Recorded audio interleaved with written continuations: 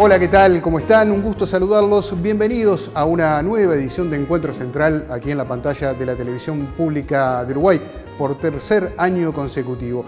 Y el gusto hoy de ingresar a sus hogares con dos temas muy importantes, unos vinculados a la economía, a todo lo que está ocurriendo a nivel global, pero también aquí en nuestro país, con la economista del Instituto Cuesta Duarte, Alejandra Pico, con ella estaremos conversando. Y también estaremos hablando de seguridad pública, de la tarea del nuevo gobierno, de lo que ha ocurrido también en esa materia con la anterior administración, en la voz de un técnico, ex comisario, un integrante del Ministerio del Interior en administraciones del Partido Colorado y hoy integrante del Partido de la Gente, el técnico Robert Parrado.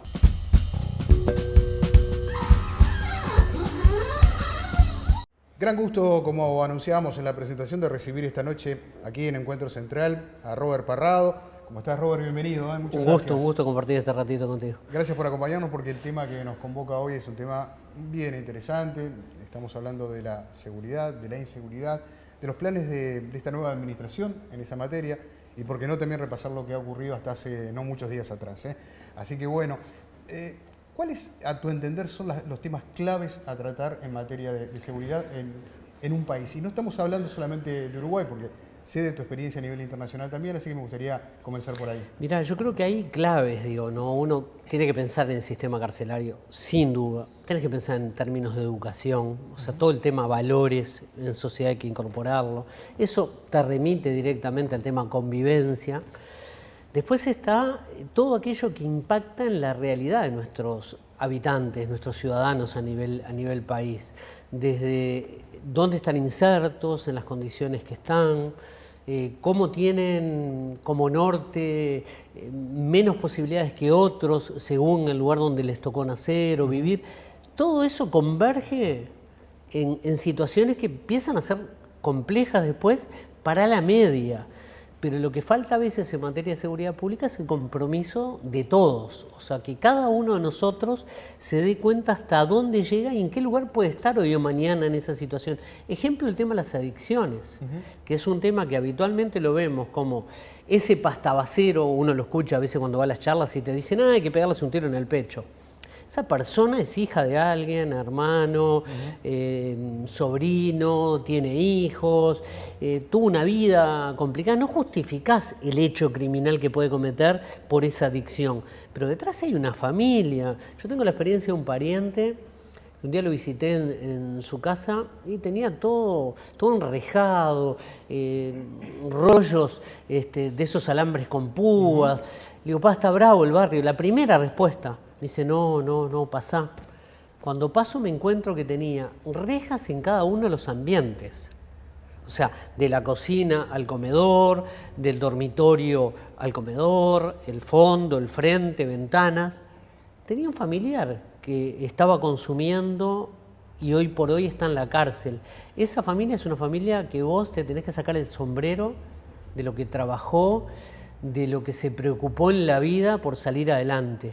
Le puede pasar a cualquiera. Claro. Entonces hay que tener la capacidad de tener una empatía muy alta, muy fuerte para darnos cuenta que en sociedad somos todos responsables, cada uno en lo suyo. A mí me encanta decir Antón Pirulero, cada cual que haga su juego y en lo posible vamos a coordinarlo. Creo que ese es un gran debe también en sociedad, que coordinamos poco los esfuerzos de un Estado tan chiquito, ¿no? Sí, será relevante este tema que está en los primeros círculos concéntricos de todas las familias, sin duda, de todo el país, y nos impacta a todos como ciudadanos, ¿no? Pero me parece que el abordaje que tú planteabas debe ser obviamente en varias dimensiones, ¿no? Sí. Porque arrancaste hablando, en lo primero que te pregunté, de las cárceles. Las cárceles. Y es algo que no solemos mirar con la debida atención y allí arranca un problema muy serio, o por lo menos forma parte de ese círculo que a veces es muy difícil de romper. Sin duda, allá, si nos vamos al medioevo, lo malo, lo peligroso, incluso el dragón que había que ir a matar para rescatar a alguna princesa, estaba detrás de los muros de protección de la ciudad. Y a veces nosotros ponemos mucha gente, hasta simbólicamente, alejados de lo que es para nosotros saludable. Y las cárceles significan un poco eso, es como un depósito donde hay palabras muy bonitas como progresividad, rehabilitación, habilitación, la reinserción tan mentada, y vemos que se habla y aparecen eventualmente propuestas concretas de un grupo de personas que pueden emerger de esa realidad, pero también tenemos que ser conscientes. Hace unos días andaba circulando en las redes, entre comillas, un castigo de pares, de gente que estaba presa, queriendo hacerle comer una rata a un compañero de celda. Es terrible. Uno dice, bueno, ese es el valor que se le da a determinadas cosas. Son personas que, nos guste o no, tienen un hándicap en sociedad que va mucho más allá de lo que uno puede llegar a comprender. Que incluso tiene que ver con la parte comunicacional, con la socialización, con sus historias de vida. Y es increíble que yo te tenga que decir ya por segunda vez en este ratito, sin justificar, porque parecería que además tenemos que justificarnos cuando damos una opinión ante terceros que no lo ven con buenos ojos, que hacen todo lo contrario de lo que estamos planteando. Es lo malo lo ponemos fuera, no lo quiero ver, encerralo, que esté en cadena perpetua, desde el que te plantea mano dura. Claro, a mí no me gusta ese término. Pero ahí tenés un tema, cadena perpetua no existe. No existe. Por lo tanto, esas personas, 11.000 aproximadamente, Sí. estoy dando números redondos de la población carcelaria existente hoy en nuestro país, van a salir. Sin duda. Muchos de ellos salen. ¿No sería mejor que salieran rehabilitados precisamente porque Totalmente. si me los quieren o me los voy a encontrar en la calle, yo quiero encontrarme con una persona que cometió un error, que lo pagó, pero que se rehabilitó? Sí, Hoy sí. no están cumpliendo esa Y aunque tarea. no haya cometido un error, él crea que su vida es eso, también tenemos que tratar de incidir para cambiar. Claro. Pero ¿sabes cuál es el tema en Uruguay? Hay penas muy altas. O sea, puedes tener entre 30 y un plus de 15 Sí. todavía. Pero yo creo que hay casos, además, que ya tocas una beta más salud mental, donde habría que tener también la firmeza, una templanza muy fuerte a nivel del gobierno que esté de turno, de que hay casos donde quizás tampoco haya una posibilidad de egreso. Yo me acuerdo que en su momento planteaba algo así como cadena perpetua. Cuando hablaban de cadena perpetua yo decía retención permanente desde el punto de vista sanitario. Viste que Larrañaga planteaba en su plebiscito el tema de una cadena perpetua revisable. Bueno, hay casos donde a determinada edad puede haber una posibilidad, entre comillas, de reinserción con determinados cuidados. Pero tenemos que también estar preparados para entender qué tenemos dentro de las cárceles, ya no solo si son jóvenes o pobres, sino entender las características de personalidad, los trastornos que pueden tener. Un nivel de... A ver, ¿tú te acordás del caso del motín grande que hubo en el penal de Libertad en la era de Stirling? 97, Sí, 98. Yo estaba a cargo de la unidad de apoyo técnico a la justicia en el Ministerio de Interior y el Ministro de Interior me convocó y me pidió que me constituyera en el penal para evaluar el post-motín. El informe que hicimos nosotros fue muy duro, y lo que vimos realmente nos preocupó, desde ratas así, a tener que caminar 50 metros detrás de la comida y que fuera insoportable el olor que tenía esa olla, a la falta de atención del punto de vista sanitario, que eso se va agravando al punto que nuestro actual comisionado parlamentario denunció desnutrición, que se verificó, porque no hay casi controles de la autoridad que te tiene que custodiar, proteger, que la sociedad te está sancionando para todo esto que hablamos recién. No toca a esa gente, no le llega ni siquiera en algo tan pequeño como una pequeña ciudad con un montón de personas que delinquieron, que no hay una estructura que acompañe. Entonces uno dice, bueno, es hora de empezar a ponerle pienso a esto y dineros. Yo sé que es difícil porque vos pensás, bueno, el dinero que vaya para la educación, el dinero que vaya para la salud, pero cierra con lo que vos planteás y comparto. Tarde o temprano es como un boomerang. Si vos lo tirás y no lo sabés manejar, te va a golpear en la frente. Y yo creo que es hora de ser sinceros en esto y muy sanos de espíritu para darnos cuenta que no somos el centro del universo cada uno de nosotros. Está claro. En materia de seguridad también aparecieron algunos fenómenos no hace tanto tiempo atrás. En el año 2002, la crisis social y económica, todavía relativamente reciente en el tiempo, La llegada de la pasta base. Sí, horadó fuertemente el tejido social en nuestro país. El ingreso del narcotráfico, del narcomenudeo también, ese es un fenómeno que no lo teníamos presente en Uruguay, con todo lo que significa, aparte, desde los grandes traficantes de drogas a los pequeños narcomenudeos que surgen en los barrios, en muchas zonas, donde el gobierno anterior trabajó muy activamente, casi al final de la administración del doctor Vázquez, y que este gobierno aparentemente también tiene planteada un trabajo allí relevante. No es un tema para nada menor porque a nivel, digamos, internacional, los ejemplos no son muy alentadores. Claro, ahí lo que nos hace falta es pensarnos como parte de una gran familia a nivel planeta Tierra. Digo, en algún lugar se produce, circula por determinados lugares y llega a donde se consume. De repente es Europa, de repente es Estados Unidos. Nosotros lo que tenemos que pensar también es cómo apoyamos a esta gran familia que somos a nivel del planeta para a cada uno darle lo que se pueda para poder ayudarnos. No solo creer que vamos a poder como Uruguay o que vamos a poder como Paraguay o como Chile o como Brasil, sino que tenemos que trabajar en equipo. Ahora, la gran dificultad es cuando el propio Estado no tiene claro para dónde va. A lo largo de los años fue un enfrentamiento a lo macro, a lo más grande. En determinado momento hubo autoridades que dijeron vamos a atacar lo pequeño. Los bracitos gordos pasaron a ser brazos gordos y se transformaron en otra historia. Un jerarca que te dice, no, acá vienen a veranear, vienen a descansar. En realidad pueden venir a planificar lo que van a hacer en otros países. No custodiamos nuestras fronteras adecuadamente. Te diría que a lo largo de nuestra historia fue un tema bastante olvidado, teniendo fronteras que son no porosas. Es un poro enorme donde nos rezongan desde otros países, puertos que no se controlan, aeropuertos que no se controlan. Puedes tener trata, tráfico de autos, armas, lo que se te ocurra. Contrabando.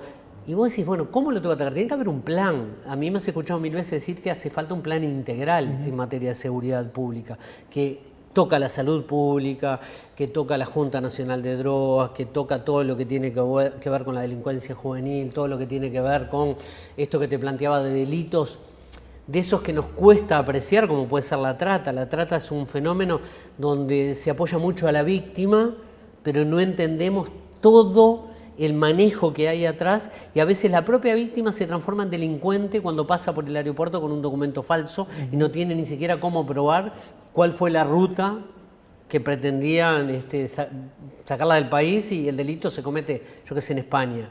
Y gente que a mí me pasó estando en el Ministerio, un caso que lo trabajamos muy interesantemente con el INAU, que había una persona que venía desde otro país con un título profesional y lo que hacía era reconocer niños en Uruguay. Acá no era delito, y se lo llevaba legalmente del país. El delito se configuró fuera del país y por un trabajo muy interesante con ese Estado, más nosotros, se lograron procesamientos fuera del país. Pero eso implica no creernos que lo sabemos todos. O sea, el saber y la alta especialización hay que trabajarla en equipo, y yo creo que pasa por ahí, que es un debe que tiene Uruguay. En Uruguay creemos que cada uno lo puede todo, y a veces aparecen los que te plantean mano dura. Para mí es mano firme. La mano firme te permite parar a alguien, la mano firme te permite tomarlo, la mano firme te permite también estirar tu brazo hacia atrás y no dejar a nadie tendido en el camino.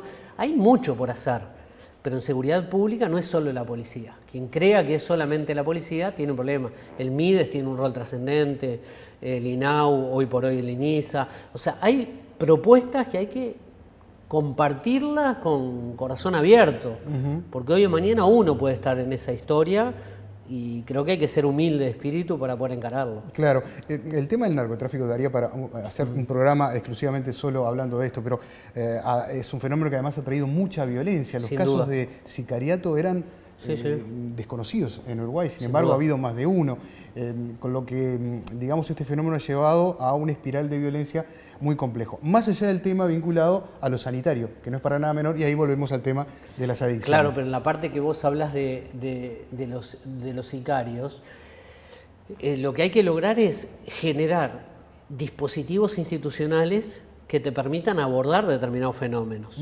Un debe que tenemos, y creo que las autoridades de los últimos tiempos, desde la democracia para acá, que es lo que uno más o menos vivió, vos tenés que encontrar respuestas que se adelanten a determinados fenómenos. O sea, no puede pasar que alguien se empiece a preocupar ahora por el primer comando capital. Entonces vos tenés que decir, bueno, yo tengo este conflicto allá. ¿Se pueden venir para acá porque hay un corrimiento por los procesos del efecto Bolsonaro? Sí. ¿Cuál sería el impacto en Uruguay? ¿Qué tipo de respuestas tengo? Es lo mismo que el coronavirus que tenemos que empezar a prepararnos porque en algún momento va a llegar. Bueno, acá es lo mismo, pero si vamos a trabajar trata, si vamos a trabajar tráfico de órganos, si vamos a trabajar niños que se llevan irregularmente fuera del país y terminan vaya a saber en dónde y en qué circunstancias, que nosotros tenemos que protegerlo porque son nuestros ciudadanos, no importa si están en Uruguay o fuera del país, a vos te obliga a ver cómo me paro. Entonces vos decís, bueno, a ver, el narcotráfico es la multinacional más importante, es casi imposible ganarle. O sea, no la puedo enfrentar como país porque me desborda totalmente. Lo tengo que hacer, estoy obligado a hacerlo. Pero eso no quita que yo diga, bueno, mirá que no es solo eso, porque la droga se paga con autos de alta gama, la droga se paga con tu vida, la droga se paga con hurtos, con rapiñas. A mí me pasó, te llevo a experiencias personales porque es la manera más clara de explicarlo. Hace unos cuantos años atrás hicimos un procedimiento muy reservado con una jueza en Montevideo y había una persona, el expediente era gigante, una persona que en la audiencia se puso a llorar diciendo que iba a perder N cantidad de millones de dólares. Lo que estábamos investigando en ese momento no tenía relación ninguna con el narcotráfico. Pasó el tiempo, amenazas de muerte, 1000 historias, no fue tarea fácil. Me encontré con que algún procesado, algún procedimiento importante de los últimos tiempos había sido investigado por nosotros. ¿Qué quiere decir? Ya habían historias que vos no manejabas en la formación que tenías para la época. Si será importante profesionalizar las estructuras judiciales, la protección, el personal, la confianza, los salarios, el acompañamiento, ¿para qué? Para evitar la corrupción. Claro, el trabajo de inteligencia. El trabajo de inteligencia. Tenés que hacer un montón de cosas que a vos te permitan entender la realidad. Si no, lo contrario, te haces trampa solitario. ¿Y qué pasa? En el medio de esa investigación encontrabas hurtos de obra de arte, un caminito, hurto de cuestiones que salían por el puerto que te sorprendía cómo salían, gente que estaba vinculada que te sorprendía y mucho. Lo que pasa es que tuvimos la mala suerte, vaya a saber por qué, que cambiaron a la jueza. Y un expediente por ahí estuvo un año sin saber dónde estaba. Esas cosas pasan mucho más seguido de lo que uno cree, pero yo no puedo soportar que vengan jerarcas que te digan, no importa el signo, logramos evitar tal cosa y en Uruguay no llegó. O te lo digo con todas las letras, lo quiero mucho al fiscal de corte, pero cuando dijo, cuando empezaron a aparecer las muertes de los policías, dijo, bueno, ojo que ahora puede ser el turno de los jueces, de los fiscales. Él dio por cierto ya que eso era parte de una estructura de narcotráfico, fue temerario lo que dijo. Pero claro, hizo una alerta él, no está mal, pero hay que darle sustento a eso y es preocupante. Necesito entrar en aspectos técnicos sobre temas recientes y tenemos poco tiempo. Dale. Sé de tu capacidad de síntesis. Sin entrar en el tema estrictamente de las denuncias que ha habido, que están en las órbitas correspondientes de la justicia, en la institución de derechos humanos, vamos a dejarlo un poco de lado. ¿Te parece que se está haciendo bien con estos operativos de saturación, de ver tantos patrulleros por la calle, policías a caballo en la Ciudad Vieja, en la Rambla de Montevideo? Mira, yo creo que hay... ¿Qué podemos esperar de eso? Si uno mira la era Bonomi, para irnos más o menos cerca, Bonomi hizo cosas muy parecidas. Los mega operativos, ¿te acordás que fueron muy cuestionados? Hubo que hacer propaganda para ponerlas en las paradas, para decir que no se estaban estigmatizando determinados barrios. Una demostración de fuerza hasta en un desfile. Parece como normal eso, uno no lo vería como algo extraordinario y decir, bueno, llegué, acá estoy. Lo que hay que analizar es técnicamente el efecto de las primeras acciones. A ver, vos necesitas hacer prevención y disuasión. Si estuviéramos hablando de los ciudadanos, es prevención, disuasión y demora para que llegue la autoridad policial. En este caso en particular, es presencia policial muy activa, que va a disminuir en algunos lugares la cantidad de delitos. No creo que sea en un número trascendente, pero sí lo va a disminuir. La policía que tiene hoy Larrañaga es la misma que tenía Bonomi, con la diferencia que 15 años de formación en la era Frente Amplio, o sea, 10 de Bonomi, autoridades que hoy te dicen que es una mala policía, porque a ver, si era una policía que la centraste en materia de derechos humanos, cambiaste el juramento de la policía, en la ley orgánica pusiste terminología y conceptos vinculados al tema de derechos humanos, quiero creer que la formación es adecuada. Tú sabes que mi posición en ese sentido tiene reservas, por razones obvias, porque creo que hubo una pésima gestión en materia de selección de recursos humanos, a lo que le agrego la capacitación permanente, que me parece que es un debe. Esta administración, si creyó que apagaba la luz y prendía la luz y lo mejorábamos, está en problemas. Me consta que lo saben, yo tengo que ver en eso, pero creo que hay que revisar el nivel de lo que tenemos hoy.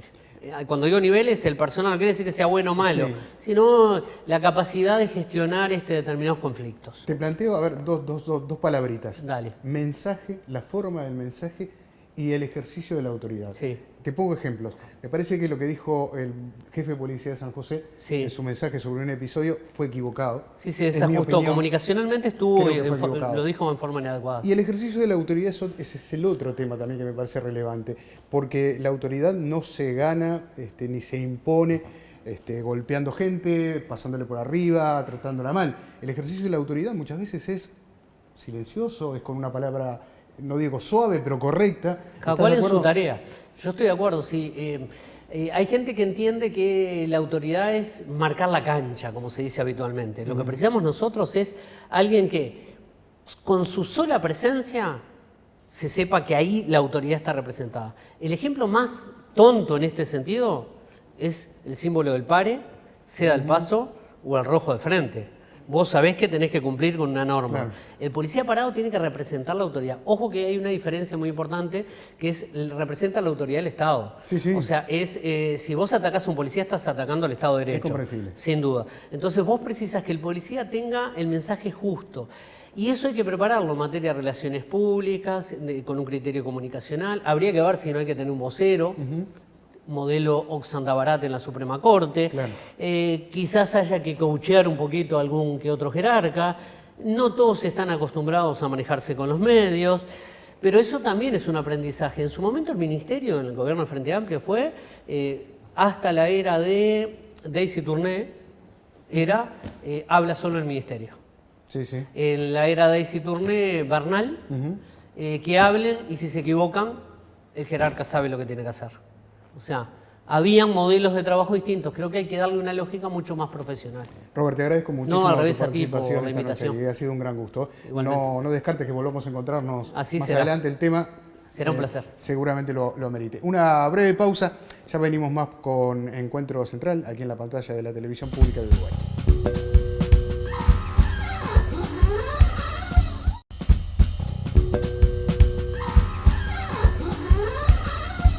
Gran gusto de recibir a la economista Alejandra Pico, a quien además hemos comprometido y será un placer para nosotros tenerla como columnista de economía a lo largo de Encuentro Central durante este año. Así que Alejandra, bienvenida, muchas gracias y gracias por integrar el equipo también. Bueno, gracias a ustedes por la invitación. Bueno, vamos a hacer una salvedad porque en realidad hoy estamos grabando este espacio. Seguramente en estas horas han ocurrido algunos eventos que eran esperados. Por parte del equipo económico, en lo que tiene que ver con el aumento de tarifas, incrementos que fueron en su momento anunciados, luego postergados, que finalmente ocurrieron en las últimas horas, y también lo relacionado con el valor del dólar, del cual seguramente vamos a estar hablando, pero no lo podemos dar a esta hora de la noche que usted nos está viendo, a cuánto está el dólar. Para tanto no llega tampoco, Alejandra, ¿no? Sí, estamos justo en un momento muy cambiante. Capaz que las cosas que decimos ahora, mañana, se actualizan un poco, en particular los valores, las cifras. Pero bueno, está buena la salvedad, sí, porque bueno, creo que el anuncio del aumento de tarifas que se estaría dando hoy, bueno, hace bastante a los cambios que se puedan dar, hace a la situación económica, entonces hoy no lo manejamos, pero seguramente cuando salga el programa sí. Sí, porque además es una variable que tiene que ver con el impacto, por ejemplo, en el bolsillo de los trabajadores, que no es menor. Sí, es una variable que por el peso que tiene en el gasto de los hogares, en general todas las tarifas, el combustible, pero todas las demás tarifas, la luz, el agua, tienen una incidencia importante en la canasta con la que se mide la inflación. Claro. Y bueno, va a tener una incidencia importante, más pensando que hoy por hoy tenemos una inflación 12 meses que todavía no tiene ningún ajuste de tarifa, porque el último fue de enero de 2019. Que no tenía estos ajustes. No tiene, ahí está, no incorpora anualmente, se venían incorporando, ahora no tiene incorporado, y de cualquier manera, pese a eso, se encuentra por arriba del 8% y se espera que empiece a recibir también el incremento que ha tenido la suba del dólar, que se traslada también a precios. Claro, inflación principal, impuesto para los asalariados. Yo siempre digo, pongo el mismo ejemplo, uno se guarda 1.000 pesos el 1 de enero del 2020 y se olvida, y el 31 de diciembre del 2020 se acuerda y dice, voy a buscar esos 1.000 pesos. En realidad tenés 900 y pico en el bolsillo, ¿no? Sí. Estamos con niveles inflacionarios que para Uruguay no son tan elevados. Si vamos un poquito más atrás en la historia, Uruguay tiene una historia inflacionaria mucho más alta, pero de cualquier manera sí. La inflación es un impuesto que afecta mucho más a las personas que tienen ingresos fijos, es decir, que uno no elige cómo ir modificando mensualmente sus ingresos. Y en estos contextos, además de gran volatilidad, de cambios en la variación del precio del dólar, se genera mucha inestabilidad, se generan remarques de precios de aquellas personas que tienen la posibilidad de remarcar y de aumentar sus ingresos, y bueno, eso afecta a los trabajadores. Y en general a las personas que tienen ingresos fijos, salarios y pasividades. Claro, hay otra incertidumbre también que no es menor y está vinculado con los acuerdos de salarios, ¿no? Claro, porque si bien en realidad la inflación hace al poder de compra, y en la medida en que la inflación aumenta, el poder de compra de los trabajadores se deteriora, hasta el momento nosotros veníamos de 7 rondas de negociación colectiva, donde en las primeras rondas en mayor medida y en las últimas no tanto, pero siempre había una actualización de los ajustes salariales a que estuvieran en concordancia con la inflación. El remarque de los asalariados. De precios, ahí está. Bueno, en los últimos tiempos ese remarque como que ha ido disminuyendo un poco por la manera en que se han diseñado los correctivos. Pero bueno, también esto que está pasando con el valor del dólar, que impacta la inflación, y con los anuncios que se puedan hacer en cuanto a las tarifas, va a tener una incidencia directa en la próxima negociación. Muchos de los convenios colectivos finalizan en junio, la gran mayoría tienen correctivos a la finalización del convenio. Eso significa que se va a comparar lo que pasó con la inflación con los ajustes que hubo en el periodo en el que duró el convenio, y bueno, en la medida en que la inflación sea más elevada, se ajusta por ese monto. Si bien eso es algo beneficioso porque permite acompasar esas dos variables, un poco lo que pasa con el salario y lo que pasa con la inflación, también es cierto que en la medida en que el correctivo sea cada vez más elevado, eso condiciona la negociación, porque del otro lado hay empresas que tienen que pagar ajustes cada vez más elevados. Una parte por lo que ya pasó y otra parte por ajustes futuros. Entonces, bueno, estamos en un momento de gran incertidumbre respecto a esas variables que son bien importantes. Claro, ¿y te parece que la nueva administración puede llegar a modificar el estado de situación del cual se venía la administración del Frente Amplio, por ejemplo? Bueno, la verdad que todavía no tenemos claro qué es lo que va a pasar con la negociación colectiva. Hubo anuncios bastante contundentes de parte del gobierno previo a asumir y previo a ganar las elecciones incluso, de que los consejos de salarios se iban a mantener. Bueno, pero después hay que ver cuáles son un poco los lineamientos que se dan, que marcan un poco el tenor también de dónde están los énfasis del gobierno hacia los consejos de salarios. Sí, el nuevo ministro había planteado la flexibilización de los descuelgues, ¿no? Bueno, ese es uno de los planteos. Hay que ver también qué implica eso, porque hoy los descuelgues existen, y en realidad los descuelgues hoy por hoy están pautados de manera que aquellas empresas que establecen que no pueden pagar los ajustes salariales tienen que presentar la información de que efectivamente no los pueden pagar. Eso parecería algo bastante razonable de, bueno, no paga los ajustes o se descuelga del convenio a la que efectivamente prueba que no puede. Tampoco sabemos qué significa flexibilizar eso. Entonces, bueno, creo que los próximos lineamientos, porque la mayor parte de los convenios estaría, si bien hay algunos sectores que mantienen convenios hasta diciembre de este año o un poquito más adelante, la gran mayoría de los grupos de negociación vencen a fines de junio, y bueno, ahí cuando el Ministerio de Trabajo lance los nuevos lineamientos, vamos a ver un poco dónde están puestos los énfasis, si en el mantenimiento, crecimiento del salario real, si en los salarios más bajos. También en las últimas administraciones del Frente Amplio, obviamente que esos objetivos fueron cambiando en la medida en que cambiaba la coyuntura, y bueno, y en la medida en que el salario también iba cambiando. En el primer gobierno de Vázquez, por ejemplo, el énfasis era recuperar lo que se había perdido antes. Entonces, bueno, creo que ahí nos va a dar un poco también la pauta de por dónde va a venir la negociación y cuánto podemos esperar, qué es lo que podemos esperar que pase con el poder de compra de los trabajadores. Claro. Te propongo seguir hablando del tema, pero de alguna manera con una mirada un poco más amplia de la economía a nivel mundial. Escuché un término en estos últimos días que muy original, me llamó la atención, acuñado por economistas y también analistas internacionales, hablando de cisne negro, por lo particular, por lo raro de esa figura, con respecto a la baja del precio del petróleo y también relacionándolo con lo acontecido por el ingreso del coronavirus a nivel internacional. Esas dos variables llamadas, bueno, habitualmente se dice que un cisne negro hace una diferencia muy grande, pero acá estaríamos hablando de dos, en todo caso, que estarían afectando la economía global. Sí. Bueno, en realidad una de las cuestiones también que tenemos que mirar es que desde la economía global, desde la economía internacional, seguramente las señales que recibamos no sean buenas. En el Fondo Monetario Internacional, por ejemplo, que hace proyecciones de cuánto va a crecer la economía mundial año a año, ha venido sistemáticamente en los últimos meses reduciendo esas proyecciones.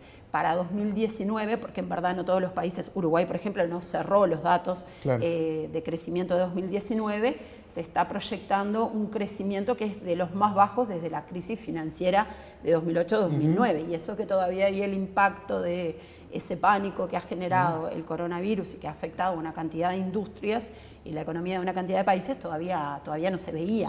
Entonces en realidad estamos en un contexto donde probablemente desde el punto de vista del sector externo no estemos teniendo buenas noticias. Hoy por hoy capaz que para el sector exportador en Uruguay es una buena noticia un precio del dólar que es mucho más alto que el que teníamos, pero también eso hay que relativizarlo incluso para ese sector si no se pueden colocar las ventas, si la demanda mundial está bajando. Entonces yo creo que sí, que el coronavirus, la desaceleración económica que ya se venía dando previamente, ¿no? Porque las barreras al comercio, la guerra comercial entre China y Estados Unidos han afectado el crecimiento mundial, el coronavirus, que parece que no tuviera nada que ver, ¿no? Porque, pero en realidad uno lo piensa yendo más a nivel micro y ve la industria del turismo, los espectáculos, los vuelos, una cantidad de cosas que se están cancelando la producción en una cantidad de países y bueno, China bajó un 20% en el mes de febrero, cerrado febrero, la producción de energía. Estamos hablando de un país de 1.400 millones de habitantes, ¿no? Un 20% menos, con lo que ello implica. Y obviamente no solo que bajó su producción y sus ventas al exterior, sino que también dejó de comprar. Claro, sí. Y lo del petróleo no es ajeno a eso, porque bueno, el petróleo es uno de los principales commodities en el mundo, una de las principales materias primas que se transa en el mundo. Es un costo muy grande para los países importadores como Uruguay y también genera ingresos de divisas muy fuertes para los países exportadores. Toda esta desaceleración que se ha dado en el mundo ha impactado en el precio del petróleo, que ya venía bajando previo a este desacuerdo que además se generó entre, bueno, ¿qué hacer? Geopolítico, ¿no? Problemas políticos que, bueno, básicamente los países productores no pudieron adoptar una decisión común de qué hacer frente a esta baja de la demanda y bueno, eso Arabia llevó Saudita a que quería reducir en 1 millón de barriles diarios la producción, Rusia se le planteaba reducirla en 500.000, no se pusieron de acuerdo, sorpresivamente hubo una baja impresionante. Por allí Estados Unidos también está terciando todo esto, obviamente como productor y porque el tema del precio impacta en su economía. Decisiones tomadas a 13.000 kilómetros de distancia que afectan al señor y a la señora que tiene que pagar sus cuentas acá, ¿no?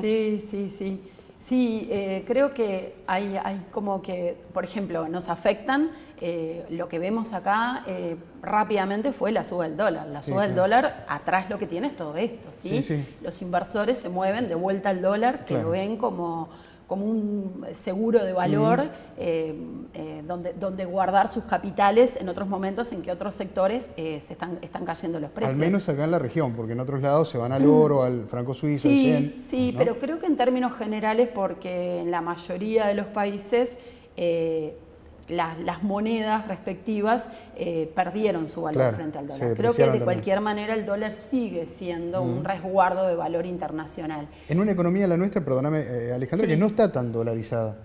Yo ahí, en realidad, yo comparto contigo Sí. que no está dolarizada o no está tan dolarizada, o sea, desdolarizado En el mucho. bolsillo, pero en la Ahí cabeza capaz está. que... Yo creo que el dólar Claro. sigue siendo creo que es como que casi que la principal variable de referencia de las personas a nivel popular. Y además todos los días se mueve en pizarra. Seguro. Y la mayoría de las personas, aun cuando estén relativamente blindadas, no tengan ni deudas ni ingresos en dólares, la mayoría de las personas le preguntás y saben a cuánto está el dólar.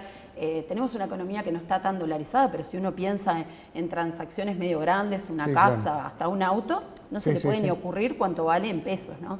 Entonces, eso afecta al dólar y nos afecta a nosotros que, como decías, estamos a millones de kilómetros de donde se tomaron esas decisiones, no tenemos nada que ver.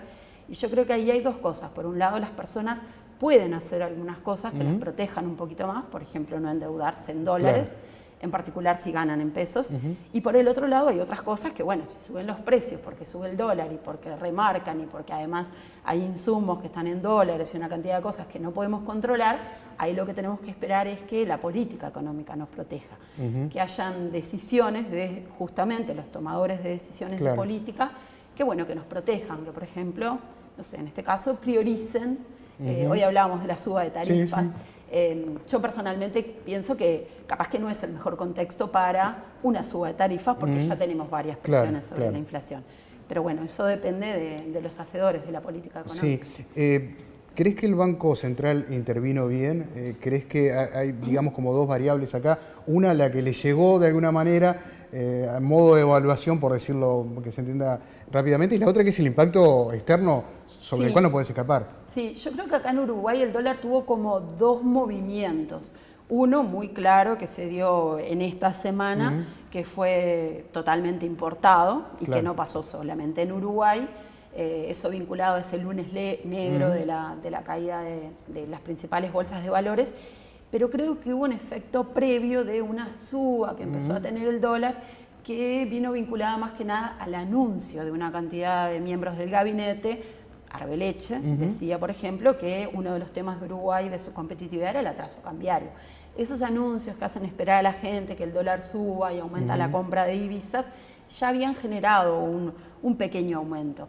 Y creo que hay muchos, por lo menos muchos miembros del gabinete, lo decía el ministro de Ganadería, que se sienten cómodos con un dólar más alto que el que teníamos antes. Entonces, yo creo que hoy por hoy la mayoría de los analistas económicos están de acuerdo en que la mejor intervención es dejar que el dólar más o menos siga la tendencia internacional, porque bueno, tuvimos experiencias muy malas de tratar de tener un dólar artificial. Pero también es cierto que en los años anteriores capaz que se había actuado un poco más fuerte para por lo menos que no se sintiera estos golpes fuertes que permiten que quienes están sentados arriba de mucho dinero, grandes capitales, solamente por medio de la especulación puedan ganar mucho dinero. Claro. Entonces, capaz que, bueno, haber frenado la volatilidad un poco más, porque hoy no sabemos si el dólar en adelante se va a mantener a nivel internacional en este precio o va a volver a bajar. Exacto. Entonces, bueno, capaz que sí. Yo creo que por lo menos evitar los movimientos bruscos en el precio del dólar, que es una variable de tanta referencia en nuestro país, aunque no estemos tan dolarizados, es importante y bueno, y en la medida en que el gobierno pueda hacerlo, el Banco Central pueda hacerlo, sería positivo para la economía en general. Un gusto tenerte, Alejandra, y gracias además porque vas a estar más adelante en tu columna de economía, así que será un placer reencontrarnos contigo. Bueno, gracias a ustedes por la invitación. Muchas gracias. Seguimos con más Encuentro Central.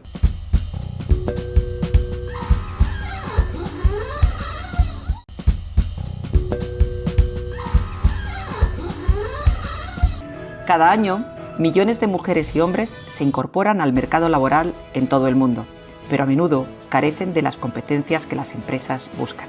Entonces, ¿cómo podemos responder a este desafío? La OIT, como organización tripartita en la que trabajadores, empleadores y gobiernos trabajan juntos y en la que, por tanto, se reflejan las opiniones de todos los que contribuyen a la economía en cada país, ha desarrollado un enfoque basado en la educación y la formación denominado STED, que se puede aplicar en todos los países sin distinguir su nivel de desarrollo. Por ejemplo, en Myanmar, el turismo es un motor clave del progreso socioeconómico. Para ayudar a Myanmar a seguir desarrollando su sector turístico, la OIT ha ayudado a forjar una mayor cooperación entre todas las partes interesadas en el sector, a fin de crear estándares basados en la competencia para los guías turísticos. En Camboya, la OIT ha establecido un programa para elaborar estándares nacionales para 4 profesiones: soldadura, mecánica, procesamiento de frutas y verduras y panadería. Este enfoque ya ha tenido un impacto directo en la vida de miles de personas. Pero, ¿qué ocurre con los miles de millones de hombres y mujeres que cuentan con empleos informales, que no tienen contratos y por lo tanto carecen de protección social? En la República de Tayikistán, en Asia Central, aproximadamente 1 de cada 3 trabajadores tiene un empleo informal. En el marco de una nueva campaña, los sindicatos, apoyados por el gobierno y la OIT, están organizando representaciones teatrales itinerantes en regiones en las que este tipo de empleo es común. Las obras exponen los desafíos del trabajo informal y la importancia de los derechos laborales. A partir de ahora ya no trabajaré sin contrato. ¿Recuerdas lo que me dijiste cuando me contrataste? Claro que tendrás tiempo libre en el trabajo. Fue un error creer en ti. Estoy exhausta. Consíguete a otro. Después de la obra, un representante sindical dirige un debate con el público con la esperanza de inspirarles con este simple mensaje. Es posible salir del trabajo informal, porque la economía informal, en el peor de los casos, también puede representar un trabajo peligroso. En Malawi, uno de los países más pobres del mundo, hay alrededor de 1,5 millones de niños trabajando. Después de recoger tabaco, me duele la cabeza y el estómago. La OIT y sus colaboradores en Malawi han respondido a la urgencia del trabajo infantil mediante el desarrollo de un modelo de intervención eficaz denominado Proyecto SNAP. Una vez que se identifica a los niños trabajadores, los más pequeños se matriculan en educación no formal para prepararlos para la escuela pública. Por otra parte, los niños de 14 a 18 años reciben formación profesional, tal como la carpintería o la costura. El proyecto SNAP no solo ha cambiado vidas, sino también actitudes. En el futuro, sueño con tener mi propio taller y no emplearé a niños, solo emplearé a adultos. Sin embargo, el flagelo del trabajo infantil está presente en todas las regiones del mundo, desde Asia hasta Europa.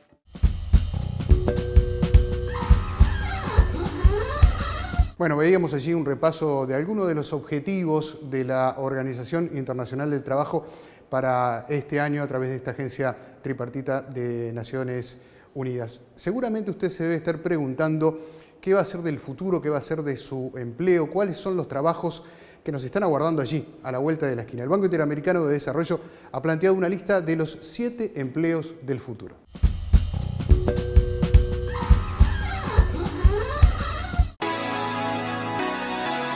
¿Cuáles serán los 7 empleos del futuro? 1. Programador de software. Si hay un perfil al alza, es el de esos frikis que desarrollan y mantienen los programas de computación en el corazón de nuestros gobiernos y empresas. Para 2025 se anticipa que la industria del software empleará más de 1,2 millones de programadores en América Latina, casi nada. 2. Asistente de salud. ¿Quién te ayudará a caminar con el taca-taca cuando cumpla 100 años? A medida que crece nuestra expectativa de vida y somos más los que llegamos a viejos, la demanda por enfermeros y asistentes sociales crecerá un 70% en la próxima década. 3. Ingeniero civil. Puentes, caminos, metros o aeropuertos. En la actualidad la región solo invierte 2,5 puntos de su PIB en infraestructura frente a los 6 que destinan los países asiáticos. En cuanto las inversiones en este campo crezcan, vamos a necesitar más ingenieros dispuestos a ponerse manos a la obra. 4. Científico de los alimentos. ¿Cómo desarrollar un grano de arroz que sea resistente al cambio climático? En la región, el hambre no es un problema de producción, sino el precio de los alimentos. Por eso, científicos que se especialicen en las áreas de agricultura y ganadería estarán muy solicitados. 5.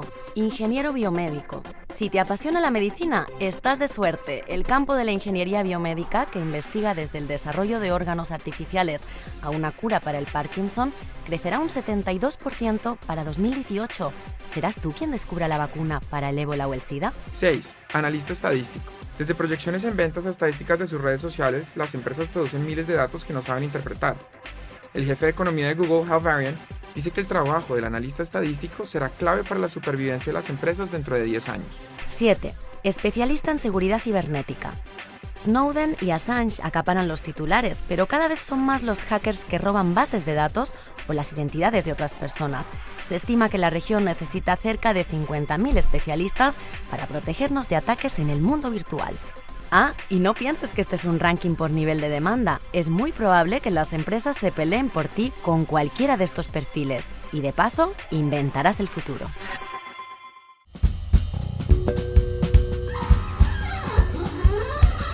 Bueno, quizás alguno de esos empleos está dentro de la lista a la que usted pertenece en el mundo laboral o quizás no, pero puede tener por lo menos una proyección de cuáles son las tareas que, por lo menos en la visión del Banco Interamericano de Desarrollo, se plantean de futuro. Vamos a hablar ahora de lo que tiene que ver con el trabajo saludable en todos los ámbitos, algo que tiene que ver con los trabajadores, pero también con los empresarios, con este ejemplo realizado en la República Argentina por parte de la OIT.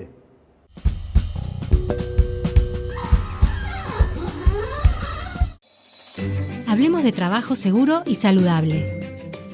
Todas las personas tienen derecho a trabajar en un ambiente sano y seguro. Conocer los riesgos que existen en el trabajo es fundamental para cumplir con ese derecho. El gobierno, los empleadores y los trabajadores son los actores centrales para encarar este desafío. ¿Pero cómo? Primero, con educación. Las capacitaciones son clave para prevenir accidentes o enfermedades en el trabajo. Las empresas deben proveer los elementos de protección necesarios y de un sistema de cobertura. Por su parte, además de sus derechos, los trabajadores también tienen obligaciones. Igual que sus empleadores, el personal debe cumplir con las normas de salud y seguridad en el trabajo. Informar sobre situaciones peligrosas y capacitarse sobre salud y seguridad en el trabajo. Empleadores y trabajadores deben cooperar para cumplir con los controles médicos correspondientes. Si se produce un accidente o si una persona sufre una enfermedad profesional, se debe informar ante el empleador, quien a su vez debe comunicarlo a la aseguradora para que brinde las prestaciones necesarias. Desde su creación, hace ya 100 años, la Organización Internacional del Trabajo impulsa normas y recomendaciones para promover trabajos seguros y saludables. En Argentina, el programa Trabajo Seguro Joven se propone crear el primer Plan Nacional de Seguridad y Salud en el Trabajo para adolescentes y jóvenes. Ellos son, justamente, las personas con más riesgos de sufrir accidentes y enfermedades laborales. Por eso, entre todos, podemos construir una generación de trabajadores jóvenes, seguros y saludables. Hablemos de trabajo seguro y saludable. Hablemos de todo.